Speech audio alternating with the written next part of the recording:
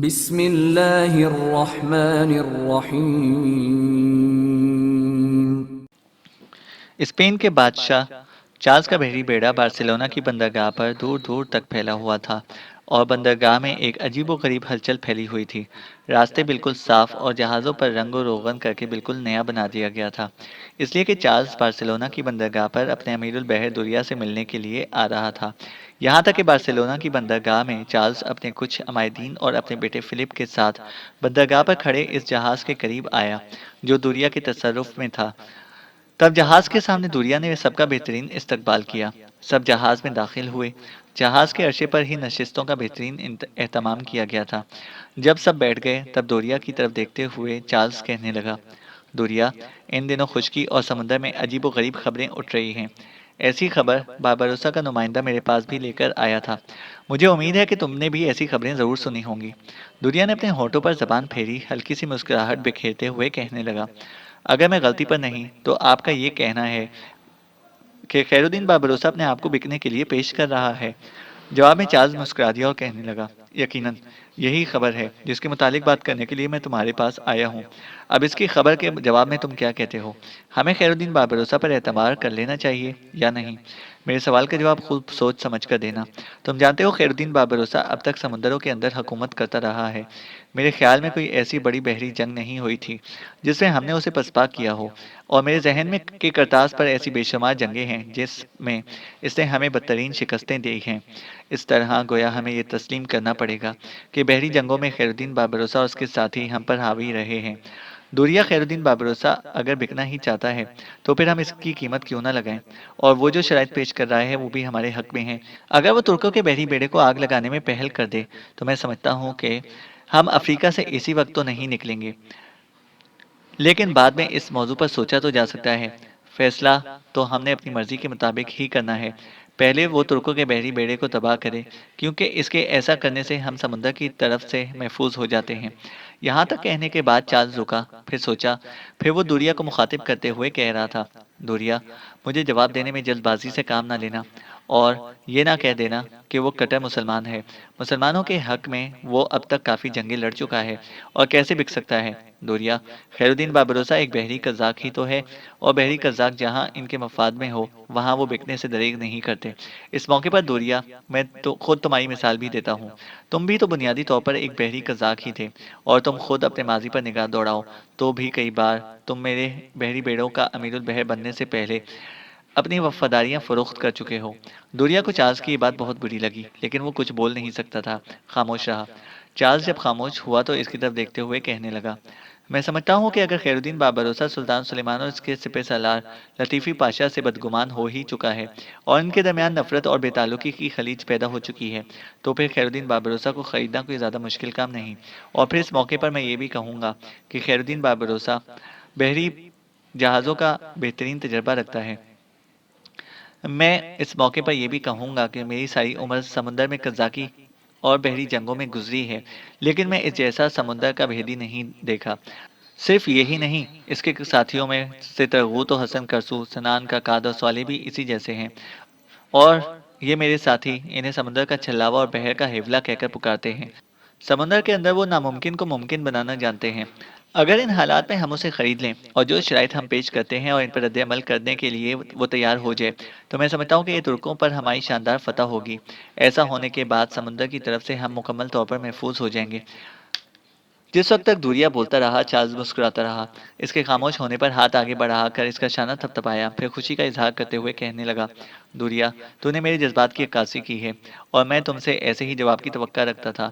دیکھو، خیر الدین باربروسا کے جس نمائندے نے بالواسطہ میرے ساتھ گفتگو کی ہے وہ جا چکا ہے، لیکن اس نے جاتے جاتے یہ پیغام دیا ہے کہ اگر ہمیں یہ معاملہ منظور ہو تو اس معاملے کو آخری شکل دینے کے لیے جزیرہ کورفو کے بالکل سامنے جو پارگا نامی بندرگاہ ہے وہاں اکٹھا ہوا جائے۔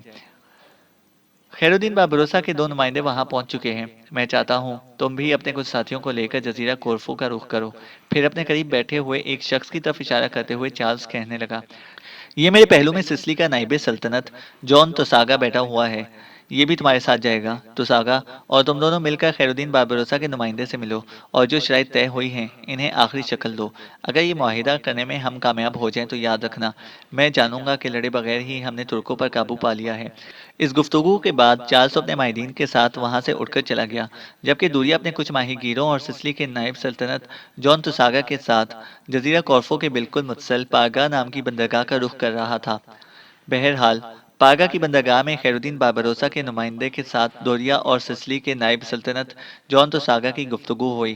گفتگو کے شروع میں تو دوریا اور جان توساگا نے احتیاط سے کام لیتے ہوئے ٹیونس کو خالی کرنے سے انکار کر دیا، اس لیے کہ چارلس نے انہیں یہی ہدایت دے کر بھیجا تھا کہ شروع میں انکار کر دینا اور آہستہ آہستہ ڈھیل اور رعایت دیتے ہوئے خیر الدین باربروسا کو اپنے جال میں پھنسانے کی کوشش کریں۔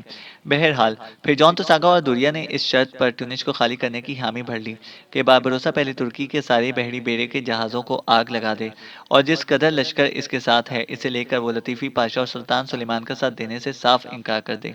لیکن باربروسا کے نمائندے بھی بڑی محتاط تھے، وہ تو خود باربروسا کی ہدایت کے مطابق چارلس اور اس کے نمائندوں کو اپنے جال میں پھنسانا چاہتے تھے، لہذا انہوں نے یہ بات ماننے سے انکار کر دیا۔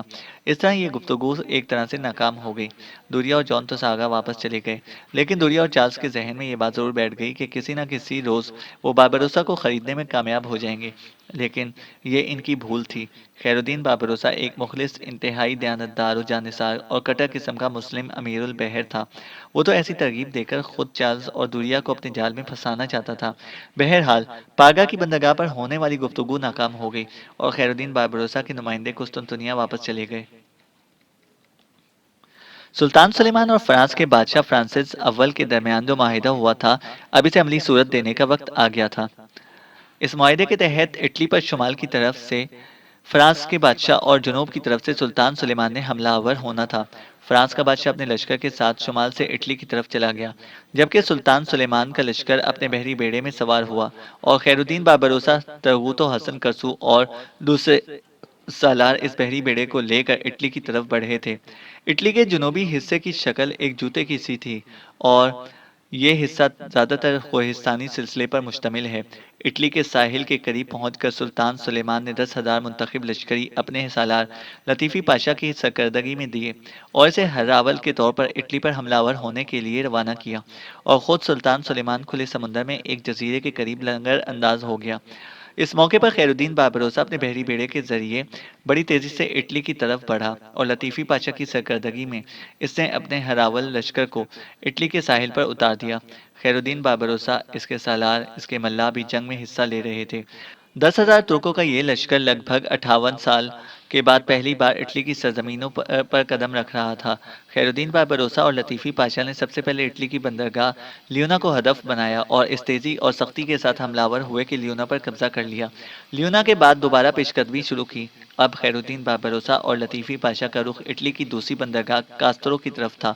یہاں بھی جو اٹلی کا محافظ لشکر تھا، لطیفی پاشا اور خیر الدین باربروسا نے حملہ آور ہو کر اس لشکر کا کام تمام کر دیا اور کاسترو کی بندرگاہ پر قبضہ کر کے اسے خاکستر کر دیا۔ یہاں لطیفی پاشا اور خیر الدین باربروسا کو بے شمار مال غنیمت ہاتھ لگا۔ کاسترو کی بندرگاہ کو فتح کرنے کے بعد لطیفی پاشا اور خیر الدین باربروسا بڑی تیزی سے اٹلی کی سرزمین کے ہموار اور دلدلی میدانوں پر پیش قدمی کر رہے تھے۔ انہوں نے ساحلی علاقوں کو چھوڑ کر اٹلی کی سرزمین میں دور اندر تک اپنے لشکر کو پھیلا دیا تھا، یہاں تک دونوں بڑی تیزی سے نیپل کی طرف بڑھنے لگے تھے۔ جس وقت مسلمانوں کا لشکر اٹلی کے مشہور اور معروف شہر نیپل کی طرف بڑھ رہا تھا، اٹلی کی سرزمین میں عجیب سی ہلچل و خوف و ہراس دہشت پھیل چکی تھی اور لوگ آپس میں چہمگوئیاں کرتے ہوئے کہنے لگے تھے کہ اب رومت الکبریٰ میں ان کے پاپائے اعظم کا تقرر بھی ترک ہی کیا کریں گے۔ جس وقت مسلمانوں کا لشکر اٹلی کے شہر نیپل کا رخ کر رہا تھا، اس وقت فرانس کا بادشاہ اٹلی کے شمالی حصوں پر پہنچ چکا تھا۔ ابھی اس نے ان پر حملہ آور ہونے کی ابتدا نہ کی تھی۔ یہ ساری صورتحال اسپین کے بادشاہ چارلس کے لیے حیران کن اور فکر مند تھی۔ اٹلی اس کی نو آبادی تھی اور وہ کسی صورت یہ پسند نہیں کرتا تھا کہ اس کے آدھے حصے پر مسلمانوں کا قبضہ ہو جائے اور آدھا حصہ فرانسیسیوں کے پاس چلا جائے۔ اسے جب خبر ہوئی کہ جنوب کی طرف سے مسلمانوں نے حملہ آور ہو کر اٹلی کے کافی بڑے حصے پر قبضہ بھی کر لیا ہے اور شمال کی طرف سے فرانس کا بادشاہ بھی اپنے کام کی ابتدا کرنے والا ہے، تب اس کے پاؤں تلے سے زمین نکل گئی۔ اس نے فوراً فرانس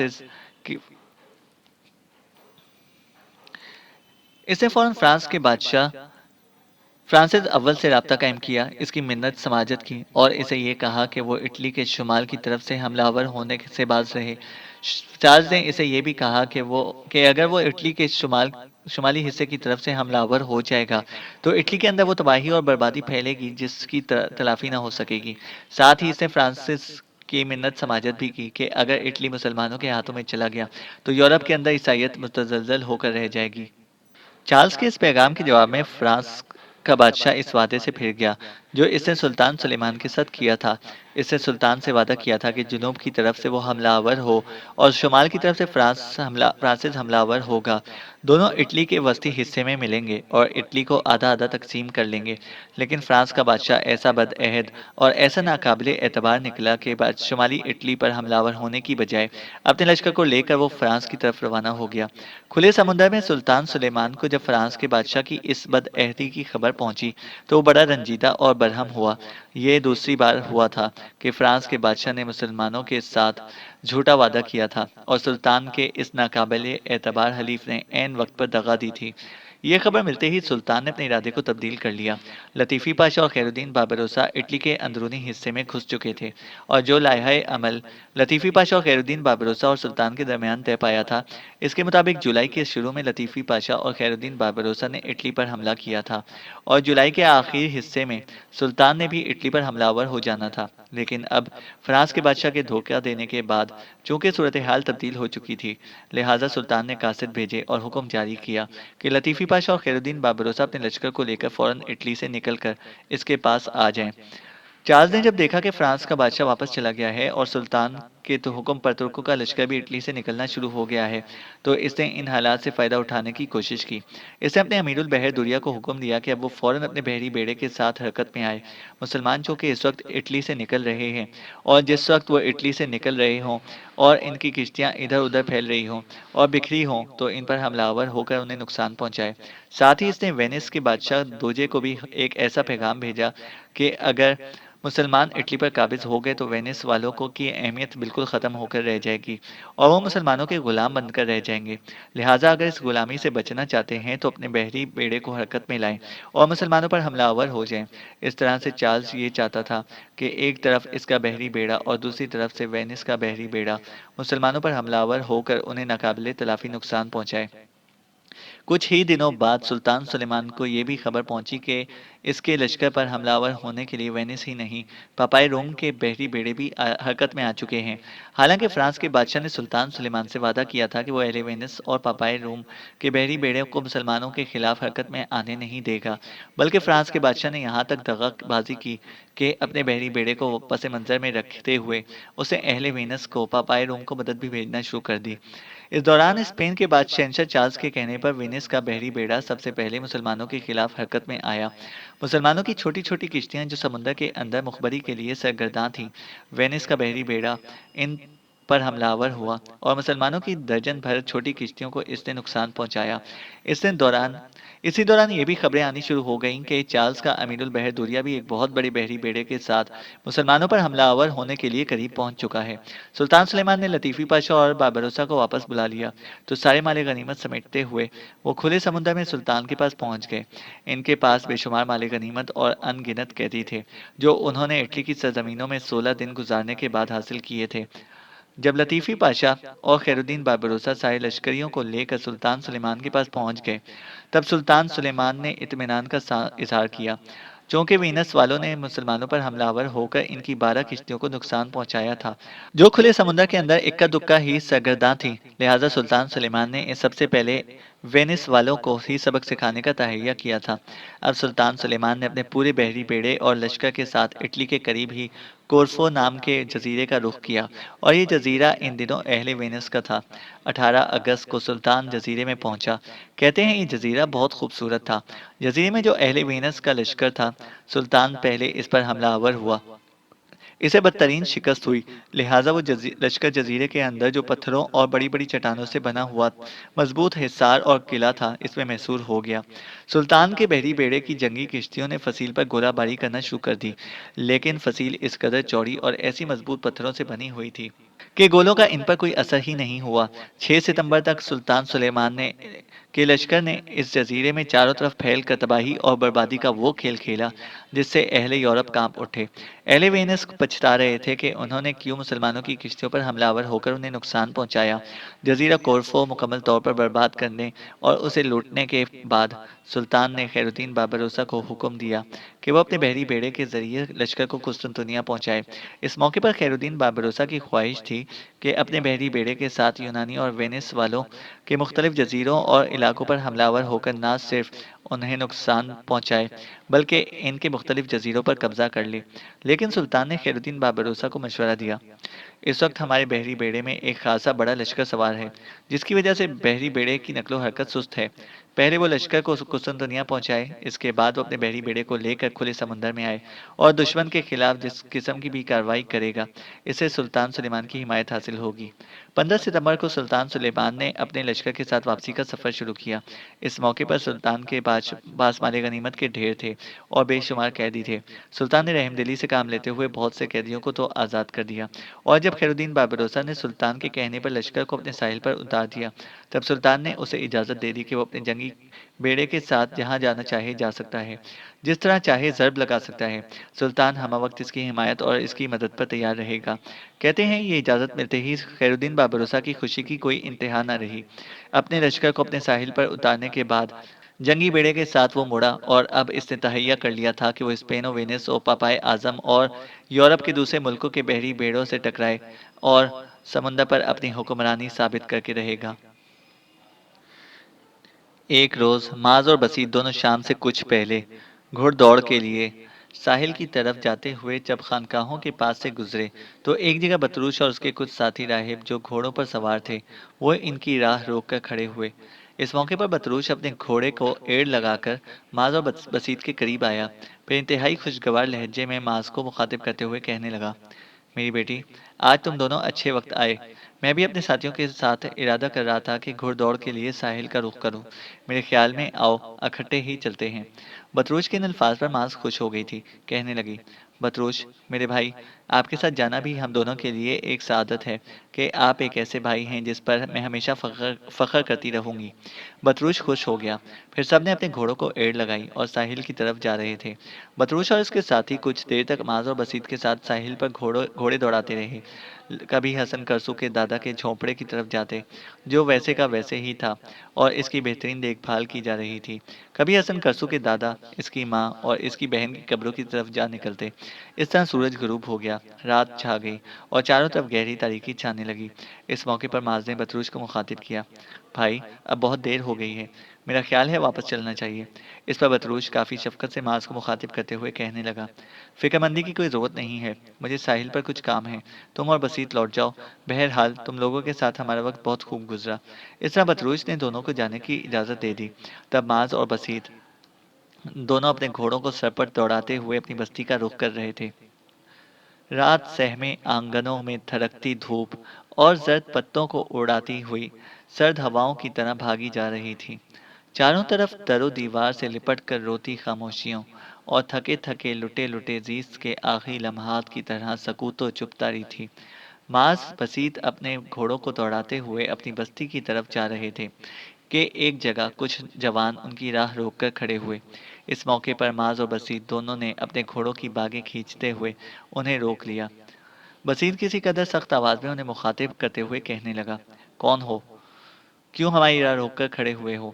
راہ روکنے والوں میں سے ایک کھولتی آواز میں کہنے لگا: دونوں اپنے گھوڑوں سے اتر جاؤ، ورنہ اپنی جانوں سے ہاتھ دھو بیٹھو گے۔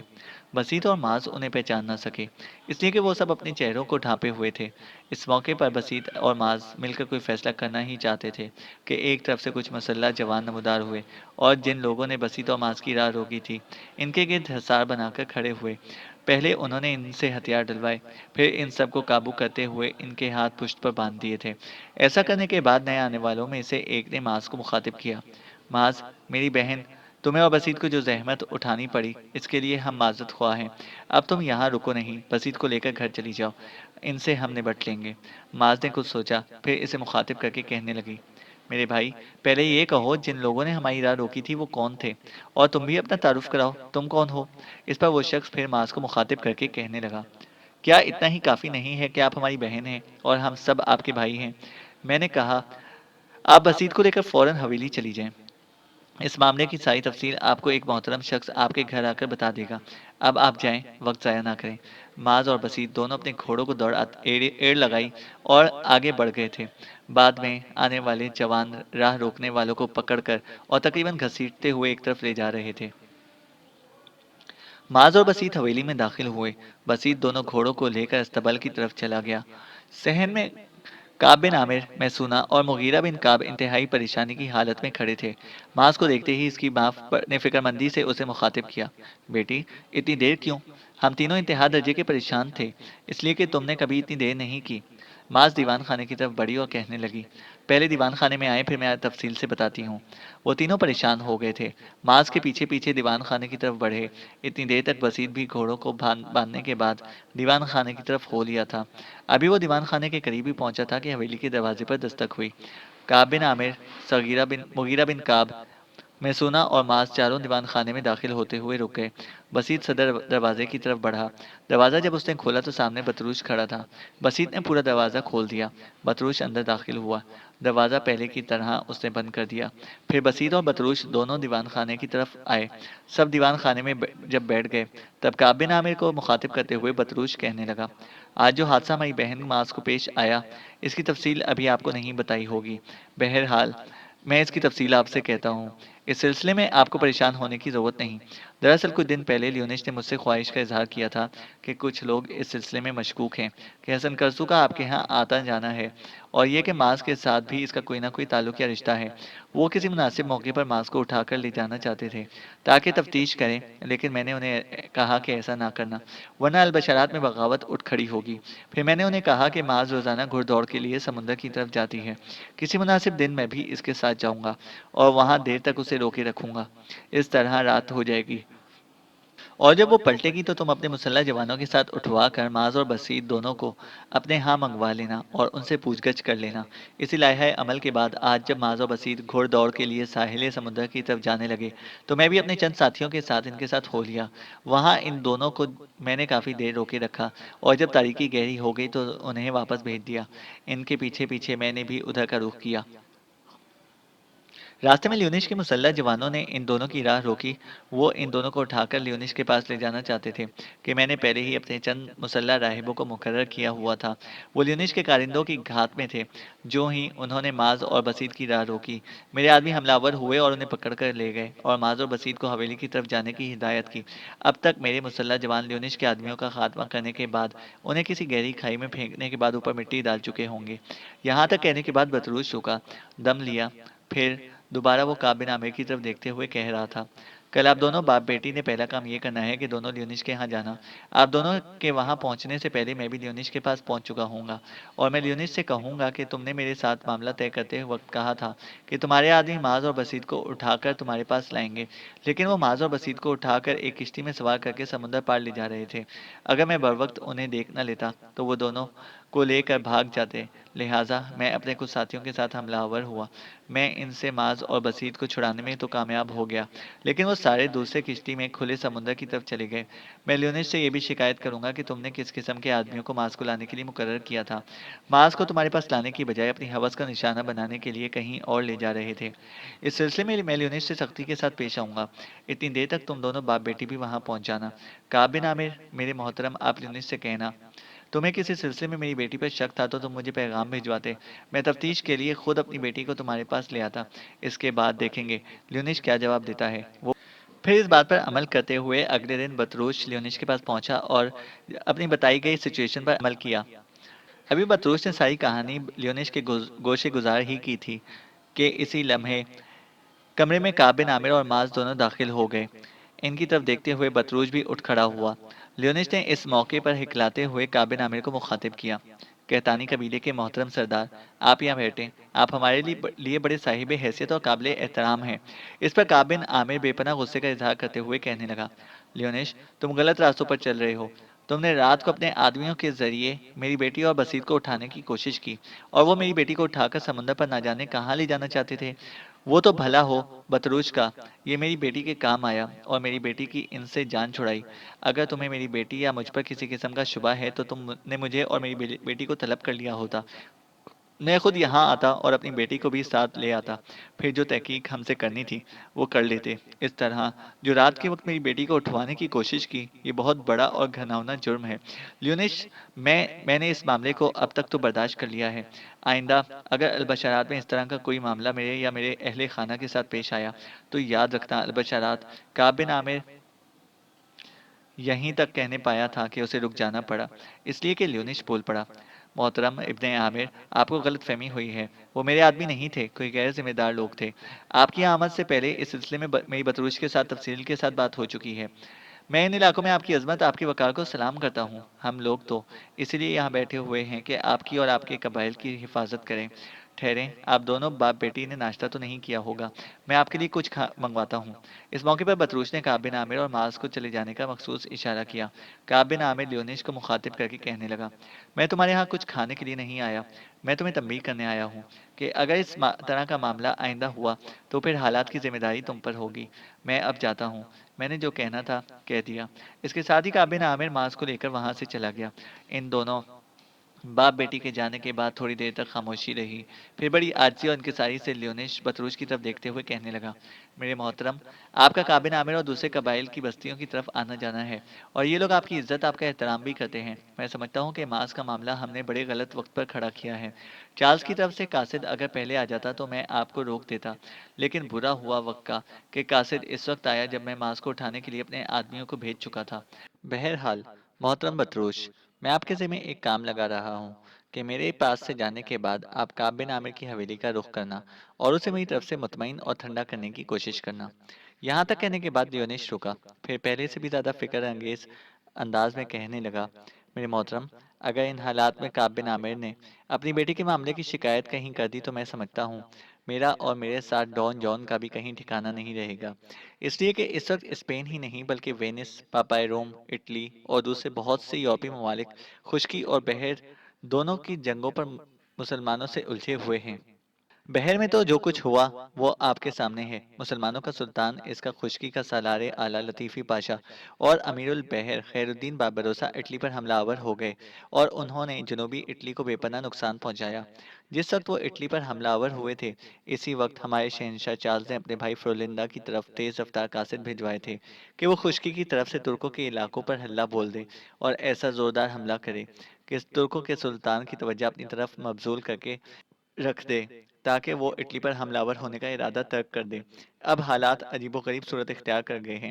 مسلمانوں کا سلطان اٹلی پر حملہ آور ہونے کے بعد وہاں سے بہت کچھ حاصل کر چکا ہے، بہت سے شہروں اور ان گنت بندرگاہوں کو نقصان پہنچایا ہے اور اس قدر مال غنیمت ان کے ہاتھ لگا ہے جس کا کوئی شمار نہیں۔ اب سلطان سلیمان تو واپس جا چکا ہے، لیکن جو صورتحال اب سامنے آئے گی وہ یہ ہے کہ چارلز کا بھائی اور آسٹریا کا شہنشاہ فرولندا اپنے لشکر کے ساتھ ترکوں کے علاقوں پر حملہ آور ہونے کے لیے یورش کر چکا ہے۔ سمندری جنگ میں تو ہمیں نقصان ہوا ہی ہے، اب خشکی میں بھی دیکھیں کہ کیسا اور کس طرح کا رد عمل سامنے آتا ہے۔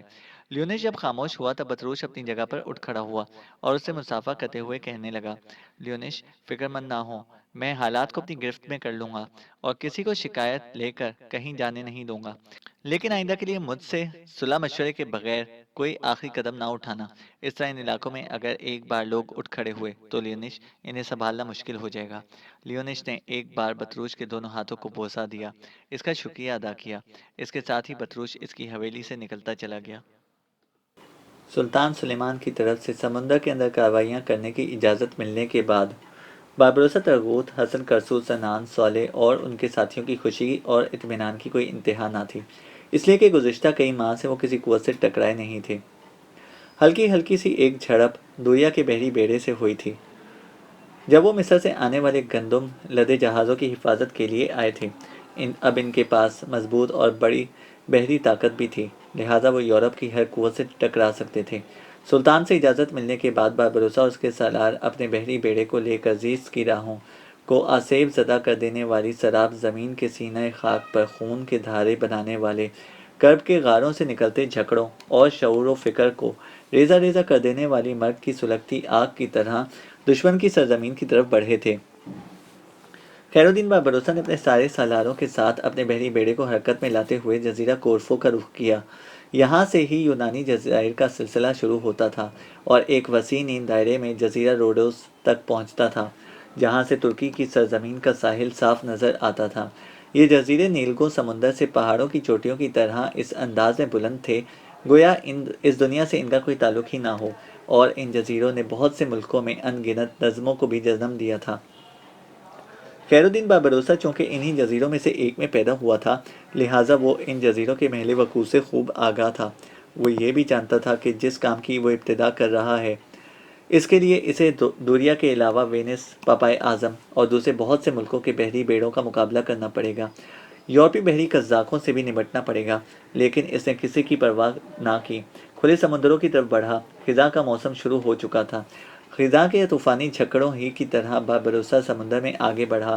اس کے بحری بیڑے میں ترک، عرب اور دوسرے مسلمان سوار تھے، جو کبھی خشکی میں کبھی دریاؤں میں لڑنے کے ماہر و ہنرمند تھے۔ خیر الدین بابروسا نے اپنے بحری بیڑے کے ساتھ پہلے یونان کی خلیج کارنتھ کا رخ کیا۔ اس کے بعد خلیج کے دہانے پر سالونیا نام کا جو جزیرہ تھا، اس پر وہ موسموں کی ژالہ باری میں طوفانوں کی شدت اور کرب کے لمحات طاری کر دینے والے جرتوں کے پرتوں کی طرح حملہ آور ہوا تھا۔ جزیرے کے اندر جس قدر محافظ لشکر تھا، اسے خیر الدین بابروسا نے تحقیق کر دیا۔ جزیرے کو اس نے جی بھر کر لوٹا اور سارا قیمتی مال و متاع اپنے جہازوں میں منتقل کر دیا تھا۔ سالونیا پر اپنے حملے کی تکمیل کے بعد خیر الدین بابروسا نے آشفتگی کے سودا اور قاتل سرابوں کی طرح یورپ کے ایک دوسرے جزیرے دسانتے کا رخ کیا۔ یہ پہاڑی جزیرہ کہلاتا تھا، اس لیے کہ اس کے اندر بہت سے کوہستانی سلسلے تھے۔ اس جزیرے پر بھی خیر الدین بابروسا زندگی کے المیوں میں آگ بھڑکاتی، زخم سلگاتی، بجھتی آتشی ہواؤں کے چکروں اور کڑے عذابوں کی سزاؤں کی طرح حملہ آور ہوا تھا۔ یہاں بھی اس نے پہلے جزیرے جیسا کھیل کھیلا۔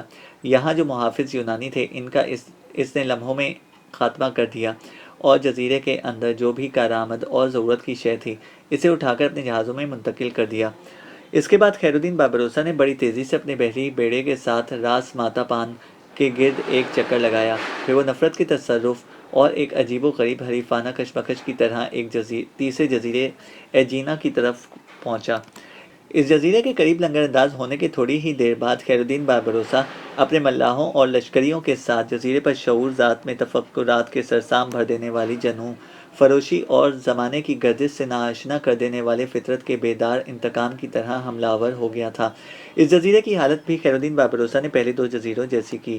وہاں جس قوت نے بھی اس کے سامنے مزاحمت کرنے کی کوشش کی، اس نے موت کے گھاٹ اتار دیا، اور ضرورت کی ہر شے کو وہ اپنے بحری جہازوں میں منتقل کرتا چلا گیا تھا۔ اس جزیرے کو سر کرنے کے بعد خیر الدین بابروسا ایک بار پھر تکبیروں کی بے روک سیل اور زہریلی ہواؤں کی مار کی طرح طاقتور اور محفوظ سمجھے جانے والے جزیرے کریٹ کا رخ کر رہا تھا۔ اس جزیرے پر بھی خیر الدین بابروسا تن کے بعد گھول دینے والی دکھ احساسات کو معطل، گویائی کو خاموش کر دینے والے زور آور بھنور اور طاقتور بگولوں کی طرح ٹوٹ پڑا تھا۔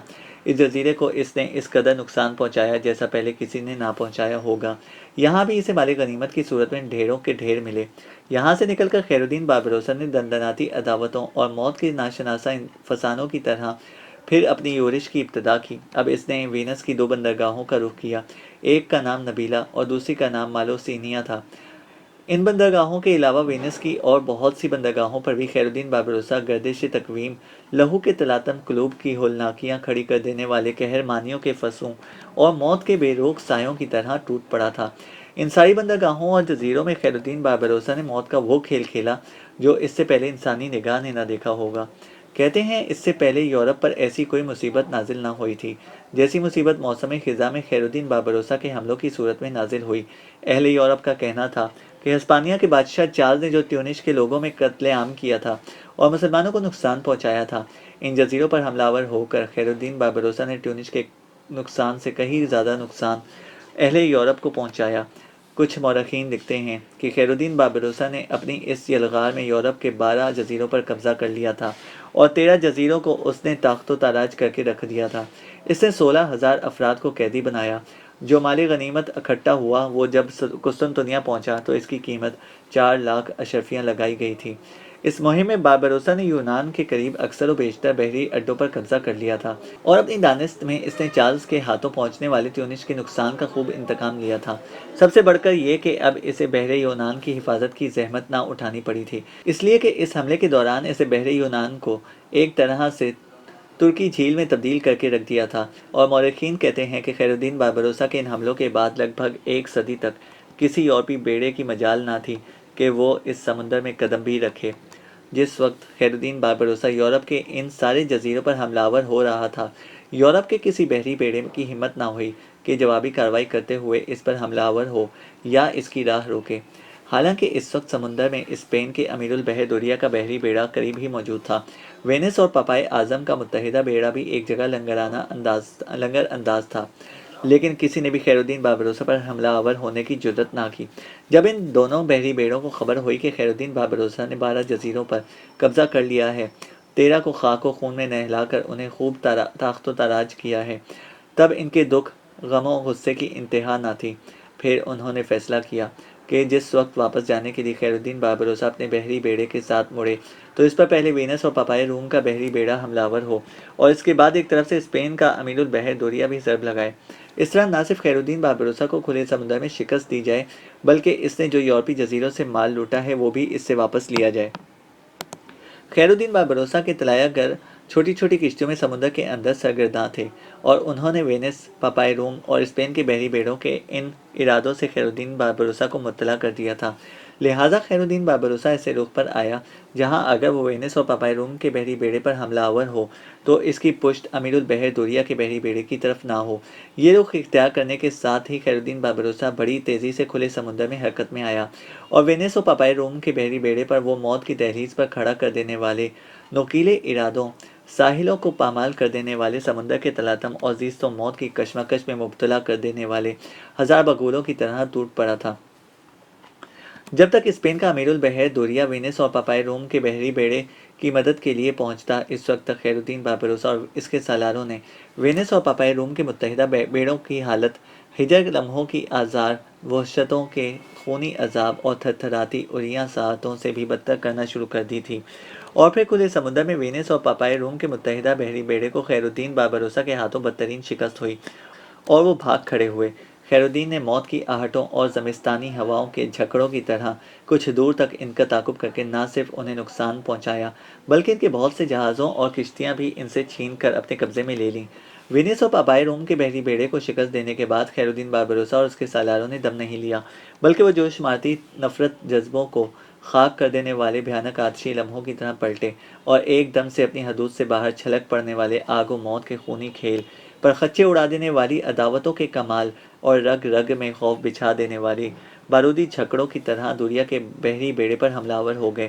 دوریا نے اپنی طرف سے پوری کوشش کی کہ خیر الدین باربروسا اس کے سالاروں اور ملاحوں کا مقابلہ کرے، لیکن وینس اور پاپائے روم کے بحری بیڑے کی طرح خیر الدین باربروسا نے دوریا کے بحری بیڑے کی حالت بڑی تیزی سے مصروف بقا پیاسی روحوں اور عذابوں کی المناک اذیت، اور اپنی پرواز کو تلاش کرتے بے بس تصور سے بھی زیادہ ہولناک بنانی شروع کر دی تھی۔ جس طرح کھلے سمندر کے اندر خیر الدین باربروسا کے ہاتھوں وینس اور پاپائے روم کے بحری بیڑے کو شکست ہوئی تھی، اس سے بھی بدتر شکست خیر الدین باربروسا نے اسپین کے امیر البحر دوریا کو دی، اور وہ اپنے بچے کھچے بحری بیڑے کو لے کر اپنی جان بچا کر بھاگ کھڑا ہوا۔ اسپین کے امیر البحر دوریا اور وینس اور پاپائے اعظم کے متحدہ لشکریوں کو شکست دینے کے بعد، بہت سے جزائر پر قبضہ کرنے کے بعد، سمندر کے اندر خیر الدین باربروسا اور اس کے ساتھیوں کی دھاک بیٹھ گئی تھی۔ وہ یونان کے مجموعۃ الجزائر میں اپنی کشتیوں اور جہازوں پر بادبان لگاتا بلا خوف و خطر گھستا چلا گیا تھا۔ بعض حسین جزیرے جن پر اس نے قبضہ کیا تھا ایسے بھی تھے جہاں کے باشندے زیتون کے درخت اگاتے تھے اور بھولے بسے زمانوں کے گیت سنتے تھے۔ گو وہ جنگجو بھی تھے، لیکن خیر الدین باربروسا کا مقابلہ نہ کر سکے۔ خیر الدین باربروسا نے ان کی بندرگاہوں پر قبضہ کر لیا، ان کے مضبوط کوہستانی قلعے اس نے منہدم کر دیے، اور جنہوں نے اس کے سامنے ہتھیار اٹھانے کی کوشش کی انہیں شکست دے کر قیدی بنا لیا گیا۔ یورپ میں جب یہ خبریں پہنچیں کہ سلطان کے امیر البحر خیر الدین باربروسا اور اس کے دوسرے سالاروں نے 12 جزیروں پر قبضہ کر لیا ہے اور 13 جزیروں کو انہوں نے تاخت و تاراج کر کے رکھ دیا ہے، اس کے علاوہ انہوں نے کھلے سمندر کے اندر نہ صرف اسپین کے امیر البحر دوریا کو بدترین شکست دی، بلکہ پاپائے اعظم اور وینس کے بحری بیڑوں کا بھی حلیہ بگاڑ کر رکھ دیا ہے۔ تب یورپ کے اندر ایک ہلچل اور ایک بے چینی کی لہر دوڑ گئی تھی، لیکن ان کی بے بسی اور مجبوری یہ تھی کہ وہ سمندر کے اندر خیر الدین باربروسا جیسے امیر البحر کا مقابلہ کرنے کی ہمت اور جرات نہیں رکھتے تھے۔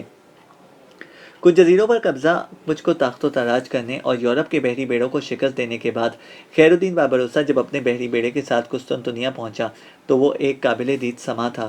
اس کے جہاز مال سے لدے ہوئے تھے۔ کہتے ہیں جب وہ قسطنطنیہ پہنچا تو سب سے پہلے اس نے سلطان کے سامنے 200 قیدیوں کو پیش کیا جو سونے اور جواہرات کے انبار اٹھائے ہوئے تھے۔ وہ سلطان کی خدمت میں پیش کیے گئے۔ اس کے بعد 200 قیدی اور آئے جن کے کاندھوں پر سونے اور چاندی کی تھالیاں لٹک رہی تھیں، وہ بھی سلطان کو پیش کی گئی۔ اس کے بعد 200 قیدی اور باری باری سلطان کے پاس سے گزرے جو اعلیٰ قسم کے کپڑوں کے تھان اٹھائے ہوئے تھے۔ یہ عجیب و غریب سما تھا۔